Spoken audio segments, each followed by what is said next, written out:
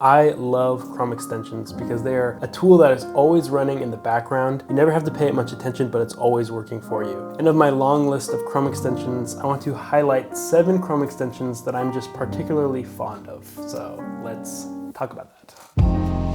Number 1, Newsfeed Eradicator. I mentioned this extension in my 2025 preview video, as I really have been wanting to limit distractions. And what Newsfeed Eradicator is it eradicates your social media news feeds. So if you're on Facebook, Instagram, X, Threads, whatever it might be, your newsfeed is a very elaborate algorithm that's meant to keep you staying on their platforms so that these platforms can make more money.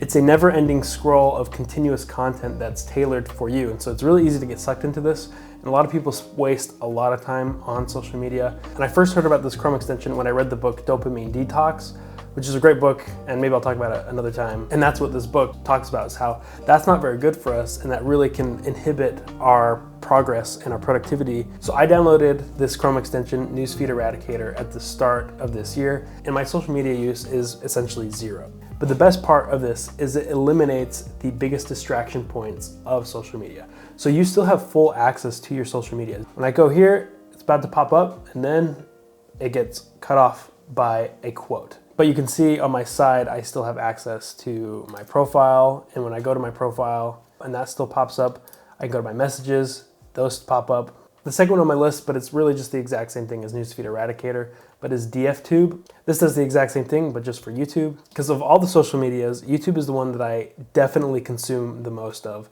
But I love YouTube. And in the last video I talked about, of the free tools that I use, I consider YouTube one of them because it's so good for education and learning things, and I want to be able to leverage all of the good things from YouTube, but I don't want to be distracted by YouTube and watching random videos that really have no impact on what my actual goals are for the day. But you can still search what you're looking for and videos are going to pop up, and then when you watch those videos, you normally have the suggested videos on the side. Those are also eliminated. So it helps you stay focused in on what you came to YouTube for. Potato the farmer and his potato friend. Number 3 is the one that I've had the longest, and that is Grammarly. I'm not someone that's really gifted at writing, especially when it comes to my grammar. And so Grammarly has been a good tool that I've used and I've really relied on for a long time.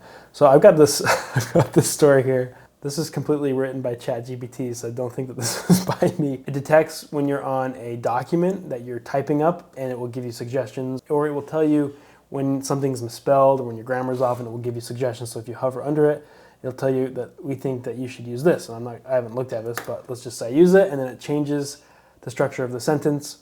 And you come down here, you can do it again. It'll also give you suggestions to write with more confidence or to sound more friendly. You can just click, it makes that edit for you automatically. Another redundancy here, you can click that and it can just kind of clean up my text. I downloaded Grammarly, I think it was like 6 or 7 years ago, and I've really never taken it off since. Never given them a penny, but they've given me a lot of value in it. And so if you're someone that's not super gifted at writing or you want the suggestions, then Grammarly is definitely something to check out. I've just glanced over the story and it seems very interesting. Number 4 is Keywords Everywhere. If you are in marketing or SEO, this is a fantastic tool because it pulls a lot of data to see how keywords are working. And this is another tool I've had for probably 5 or 6 years that's been constantly running in the background of my web browser. It embeds within your website a lot of data. So I've just looked up here Netflix, and you can see under here, you get this additional context of search traffic. So you can see that this link is pulling 4.64 million clicks per month. And you can hover under it, and then you get this pop-up that shows those numbers in a little bit more detail, where you get the organic traffic per URL, total keywords that the URL ranks for, organic traffic per month for the website, and total keywords that they're using. The Netflix X account is getting organic traffic of 3,500 per month with this URL, where you can see the entire website of X is getting 227 million organic traffic to that site every single month. Next is SimilarWeb. This one is similar to Keywords Everywhere, as it also checks website traffic, but it also has a lot of great features for SEO. And you can look at competitors and how they are performing in keywords that they are using. That's helping them rank, and you can also check how their overall website performance is doing. I think it gives you 15 or so audits per month on the free plan. So I think that's pretty generous for what they give you. So let me show you an example of how this works. So you can open up the extension here, and this will pop up, and this will show you a lot of information about the website. So you can see here, the average visit duration is about 50 seconds. They have 516,000 monthly visits pages per visit, which is 1.7, bounce rate 54.75%, and then you get these graphs of how they're performing over time, month to month. You'll also see their keywords, the traffic that's performing for them, and then the cost per click, which is super valuable. It'll also show you geography, where they're getting a lot of their website traffic from. So these guys are getting theirs from the United States, some from Russia, Paraguay, Mexico, France. You can see how they rank per country or globally, or their category. You can see their traffic sources and how they are performing as well. And I was wrong, it's actually 1 of 25 weekly usage. So that's very generous, and you can do a lot of audits within that. And so you can go to all sorts of websites, and if there's enough data for it to pull, it'll show you all of that information. My previous video, I talked about this as one of my free tools that I love using, and it is Loom. Loom allows you to create web videos and screen recordings really fast and then share those with people. They've grown pretty rapidly in the past few years. A lot of really cool AI features that transcribe your audio, find what the point of your video is. It'll make marks and a description for you. So you can use Loom for internal communication, for client communication, or you can also use it as a sales tool where you can make a video, make a presentation, send it off to a client, and then you can get notified when they watch it, and then you can track how much of the video they've actually watched. Then the Loom extension is really nice because you just click the extension,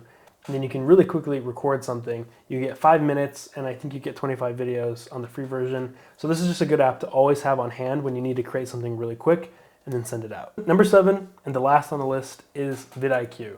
VidIQ does a lot of what Keywords Everywhere does, but is especially tailored for YouTube. If you have VidIQ on your Chrome extension, it'll pop up when you're creating a video. It will give you suggestions of titles that you should use. It'll give you the score that it gives it, and then it also has your optimized score at the end. You can expand that and you can see how you're performing with your titles. VidIQ also has keyword difficulty features, or how competitive a certain keyword is or a topic is.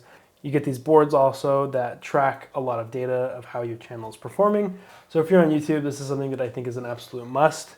I don't pay anything for this, it just lives on my browser. And a lot of the suggestions that it's done have actually performed pretty well for me. So those are 7 Chrome extensions that I'm continuously using. Half the time I don't even think about using them because they just run in the background. That's what I love about Chrome extensions, is they are very low maintenance and easy to use. Thank you so much for watching this video. I would greatly appreciate if you could leave a like if you found this video valuable. Let me know if you check any of these Chrome extensions out. And if you do, let me know how they work for you. Thank you so much for watching this video once again, and I'll see you guys next time. Cheers.